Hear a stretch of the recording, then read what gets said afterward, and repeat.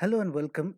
Today we are going to discuss the poem Ozymandias of Egypt by P B Shelley. This poem is included um, in the alternative English course of class 12 under the Assam State Higher Secondary Board. This is also a very famous poem, so uh, other boards also use this poems, and this poem is part of many levels of learning. So it's a very famous and interesting poem, but today's video is primarily meant for the students of the Assam State Higher Secondary Board.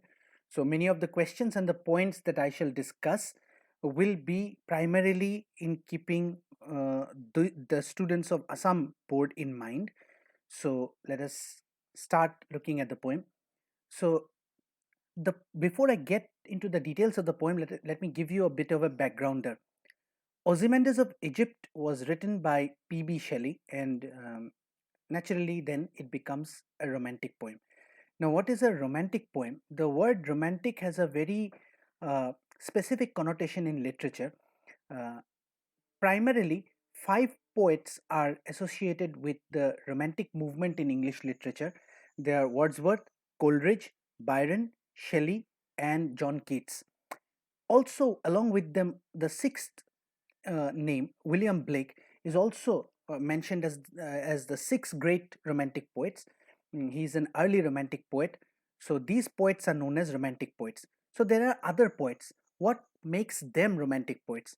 They are known as romantic poets because in literature they broke away from the style in which poem was written before them, and they adopted a definite style, a distinct definitive style, and in their poems you will find that the contents of the poem are very imaginative.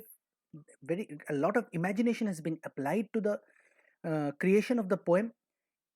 It contains very impractical ideas and very impractical uh, views about things. You will find love for beauty and nature abundantly strewn in these poems. You will find elements of nostalgia and love for old things in this poem, in these poems. So romantic poems are defined by these, elements. So when we read the poem, try to find out or locate these characteristics in the poem. Uh, Also, one more feature that needs to be mentioned here is that the language of the romantic poems are very simple, and they are very uh, those the words and the vocabulary that is chosen, and even the construction of the sentences will be very much close to real life. So this was one very important condition that Wordsworth had put in when he started the romantic tradition, but that would be fit for another discussion. Today, let us look at the poem Ozymandias of Egypt. Now, this poem is about King Ozymandias of Egypt. Now, who was King Ozymandias of Egypt? King Ozymandias of Egypt, his real name was King Rameses XI. He ruled Egypt between 1279 and 1213 BC, before Christ. The years in before Christ, as you know, go backwards. So he ruled in the between 1279 and 1213 BC. His Greek name is Ozymandias, and this poem basically describes uh, how a traveler saw the statue of Ozymandias. Now, in this poem, the poet is speaking to, or rather, a traveler is speaking to the poet, in which the traveler tells the poet that he has seen the broken statue of King Ozymandias, and he describes how it is. Ozymandias actually was a very cruel king. He was a haughty tyrant. He was a very cruel king in his lifetime, and he ruled ruthlessly. He was a very strong ruler, and he had built a very magnificent and grand capital city, and and he had decorated the capital city with all that he could decorate it with. He had put up pompous buildings, proud streets, and everything that you can think of a magnificent city was there in the capital city of Ozymandias. The achievement made him so proud that he thought that his achievements would last permanently. Uh, King Ozymandias, after building his magnificent capital, he thought that his achievements were time proof, that it would last forever. And in his pride, what he did was that on the stand of the statue, the pedestal, when a pedestal is a raised platform on which a statue is installed, on that stand, he had written a line. In that line is actually the result of his pride. And through that line, he also mocks other kings and tells them that since they cannot equal his achievements, they should despair. That is, they should feel hopeless because they cannot equal his achievements. But the interesting fact is that although Ozymandias built a grand capital, although Ozymandias built a statue in the middle of that capital, and although he was very proud of his achievements, today the statue, the capital city is gone. It has been reduced to dust and nothing else. And even the statue that he had built is broken and shattered. Only one thing remains intact, and that is the pedestal, that line on that pedestal, that inscription on the pedestal, the line that he had engraved there, that line remains. And imagine when the statue was intact, when the statue was nice and strong in the middle of a beautiful city, at that time the line was written to tease others. But now, when the statue is broken and the city is gone, the same line now mocks the proud king, who is, of course, dead now. So, this is a very interesting poem. Let us now go to read the poem directly. After reading the poem, I shall discuss the other details of it. Those of you who have a copy of the textbook or you have access to this poem, you can open that poem in front of you. Even if you have the book, you can take out your book and follow the lines as I read it out aloud for you. Let us read it together. If you don't have the book, then you can look at the screen. You can see the poem on the screen now. So this is the poem, Ozymandias. So let us read the poem first. I met a traveler from an antique land who said, two vast and trunkless legs of stone stand in the desert. Near them, on the sand, half sunk, a shattered visage lies, whose frown and wrinkled lip and sneer of cold command tell that its sculptors well those passions read, which yet survive stamped on these lifeless things, the hand that mocked them and the heart that fed. And on the pedestal, these words appear. My name is Ozymandias, King of Kings. Look on my work, ye mighty, and despair. Nothing beside remains. Round the decay of that colossal wreck, boundless and bare, the lone and level sands stretch far away. So, this is the poem for you. Now, let us look into the details, try to understand the difficult words, and go into the other finer details like the rhyme scheme, etc. So, first of all, if you count the number of lines in this poem, you will find that the poem contains 14 lines. And this kind of a poem, which contains 14 lines, is known as a sonnet.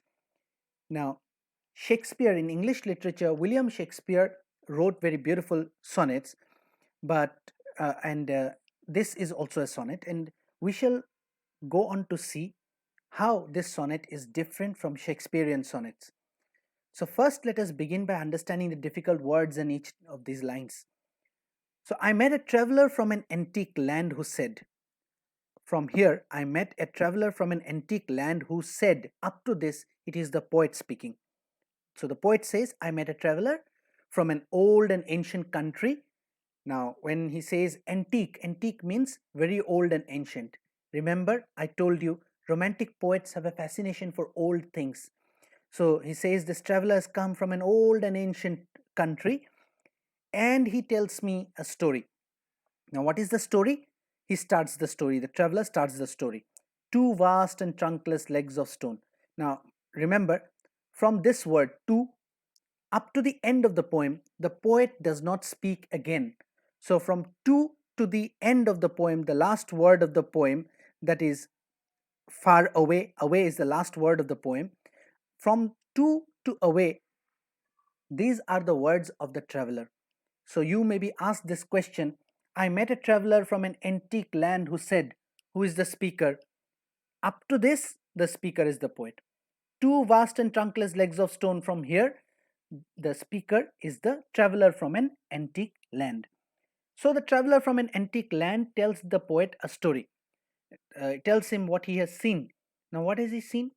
He has seen that in the desert, you know what is a desert? A desert is a place which is covered with sand, like the Thar Desert in Rajasthan or the Arabian Desert. So these are all filled with sand, nothing grows there. So he says, two vast trunkless legs of stone, trunkless the upper part of the body. So two legs of stone stand in the desert. In the middle of the desert, I have seen two legs of stone, only the leg portion uh, of made of stone stand in the middle of the desert.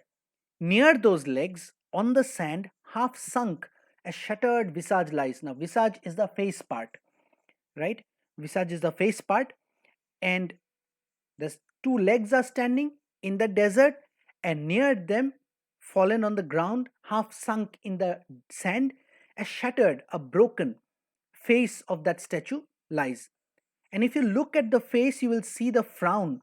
Now, what is the frown? Frown is we wrinkle our skin of the forehead sometimes when we are little angry. So that is called a frown. So if you look at the face, you will see the frown. And if that frown and the wrinkled lip and the sneer of cold command, sneer is to belittle somebody, to show no regard or respect for somebody. Sneer of cold command. Huh. This is a very interesting thing. Cold command. What is cold command? You may have seen the villains. They do not threaten somebody. The biggest and the most menacing villains, the most frightening villains, they won't threaten somebody like I'll kill you. Rather, they'll tell it very in a very subtle way, end his story or something like that. So this is a very in a very nice cold way they give the orders, which take even the life of people. So you can see on his face, still on this face, you can see the frown, you can see the wrinkled lip, and you can almost sense that sneer of cold command on that broken face. And all this tell us that it's sculptor, that is the man who carved the stone and made the statue, the sculptor. The sculptor had very nicely read these passions, that is, he had very nicely uh, seen these passions, these emotions on the face of the king, and he had very successfully brought it alive on the statue. So, which yet survive. What survive? This sneer of cold command, this wrinkled lip, the frown, they still survive. They are still there on that broken face, stamped on these lifeless things, the hand that mocked them and the heart that fed. That is, the sculptor's hand very successfully recreated the emotions that were there on the face of the king. And the heart of the king created those emotions on the face, which the sculptor saw and engraved on the statue when he made them. The second stanza says, and on the pedestal, as I told you, the pedestal is a raised platform on which a statue stands. And on the pedestal, what is there on the pedestal? These words appear. What words? This sentence, these words appear. What are the words? This is a very important line. My name is Ozymandias, King of Kings. Look on my work, ye mighty, and despair. That line says, so my name, he declares, my name is Ozymandias. I am the King of Kings. You can look at the pride in those words. He says, my name is Ozymandias. I'm the King of Kings. Look on my works. He tells the other kings, look around, look at my works. Now, please understand once again in this line, King Ozymandias had built a very nice city, a capital city, and in that city he had built beautiful buildings, proud streets, and in the middle of that city he had put up a statue. And on that statue, on the platform of the statue, he had written these lines. My name is Ozymandias, King of Kings. Look on my works, ye mighty, and despair. Which means that when the statue was erected, all around the statue there were big buildings, proud streets, a beautiful city. And he says, look at all these things. And you feel sad and hopeless because you can never make these things. See what I have made. You can never make these things. Look at my achievements. You can never equal my achievements. And so feel hopeless about it. Whom is he saying all these things? These words are Ozymandias' words, King Ozymandias. My name is Ozymandias, King of Kings. Look on my work here, mighty and despair.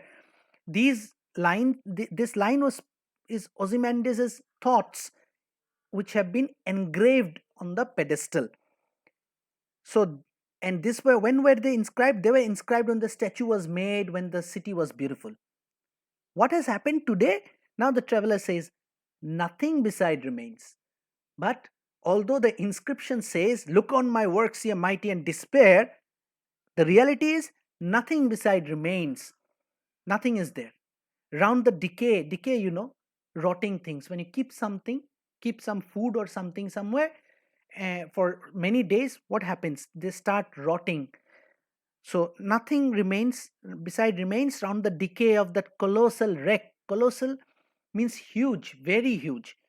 Now, that capital city has become a colossal wreck. Wreck means broken pieces. What remains? Broken pieces. Now, suppose you say that my car was destroyed in the cyclone and it has been reduced to a wreck, that is wreckage, that is, it has become mangled, it has been shredded to pieces. So Ozymandias' proud city is now nothing but a colossal wreck, a big chunk of broken things only. Boundless and bare. It's infinite. The size of this wreck is infinite. All across you can see only all these things broken, shattered. And what do you see? The lone and level sand stretch far away. So it is in the middle of a desert. That's why. What has happened to his city? His city has been engulfed by the desert, and his buildings are gone. His proud streets are gone. Everything has been reduced to sand. Now, what we have to see here is that the rhyme scheme of the poem, you may have seen near each line I have written this A, B, A, B, A, C, D, C. You may say, what is this? What is written here? Actually, this is how we find out the rhyme scheme. So the first line is A. Since the second line does not rhyme with the first line, land, stone, they don't rhyme. Since they don't rhyme, so we have written it as B. But land, sand, the third line rhymes with this, so this is A.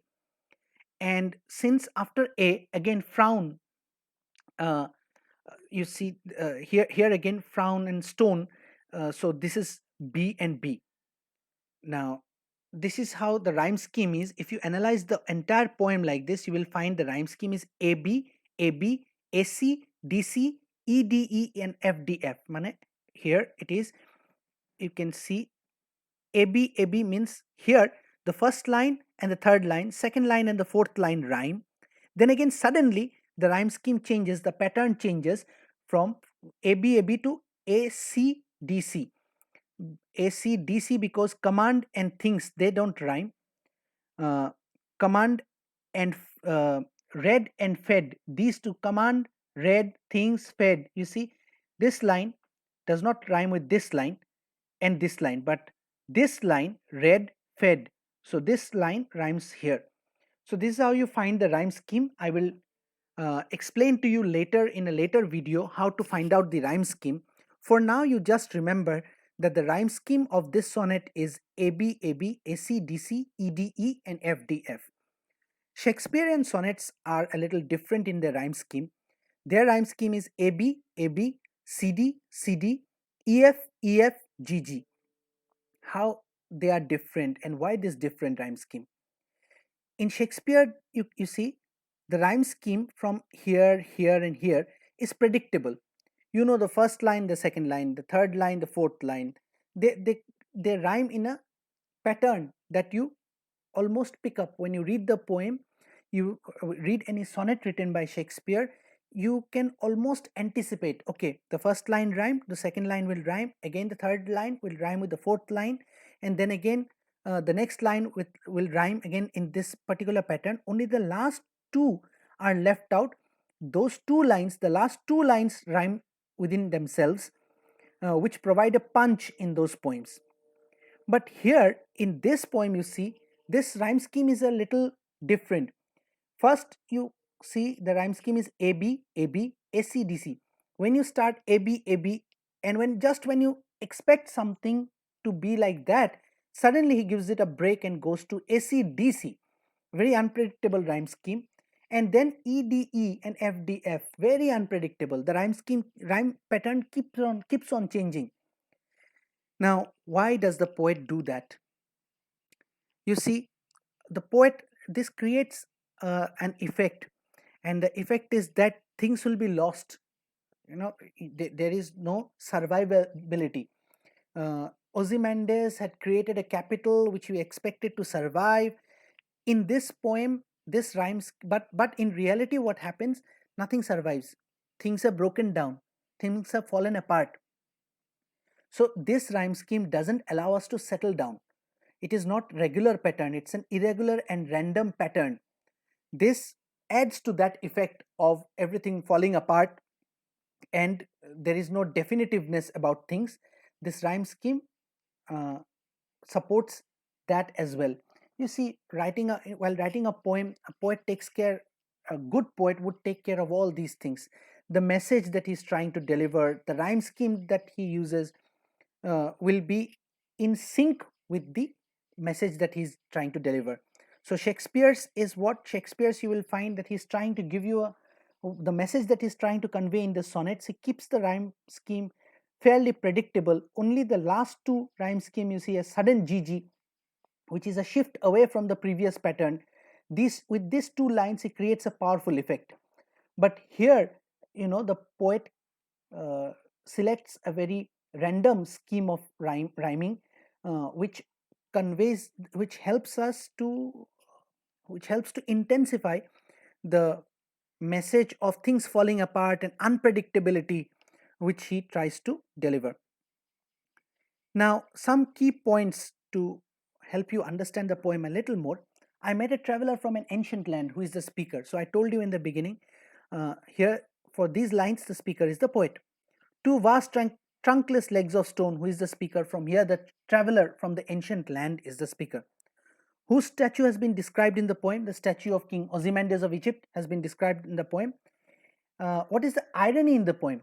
Now, in my previous video on the chapter Lost Spring of General English, I had explained to you what an irony is. You can go, and in the description box, I have put the link of that chapter. If you have not watched that chapter properly and thoroughly, you can watch it again. In that, I have explained to you what is an irony. So I'm not going to go over it all over again. I'm going to leave it to you. However, I will just give you some hint. You see, what is the irony in the poem? I'll give you a hint. In the inscription, Ozymandias claims that he is the king of kings. He is a very powerful king. He even asks other rulers to feel sad because they cannot equal his achievements. So he thought that all his achievements are permanent. But in reality, what happens? The gap between this reality and what is expected is the irony. So try to compose this answer based on this hint.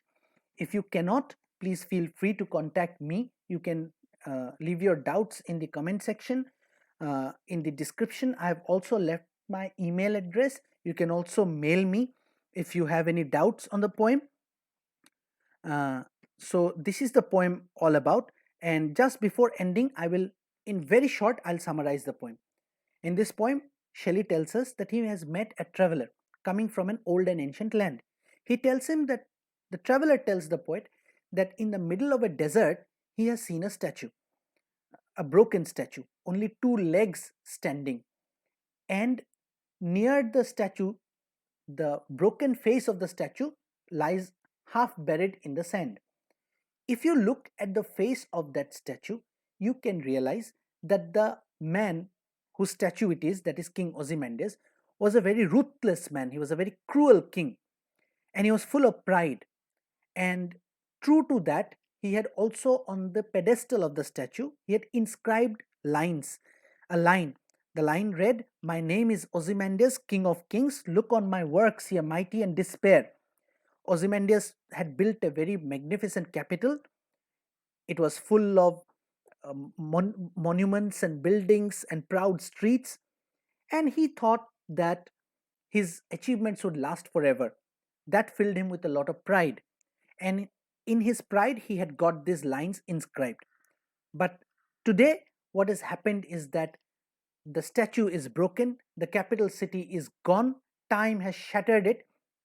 Time, which is a very powerful force, the most powerful force, time, nothing can withstand the stroke of time. Time has shattered his capital city, reduced it to just a desert sand. Even the statue is broken, and nothing today survives. All that you can see now is sand, which actually shows how hollow the pride of the king was. So this is the poem. I hope you have understood the poem. If you have not understood the poem, you can contact me. I've provided my email ID in the description box below.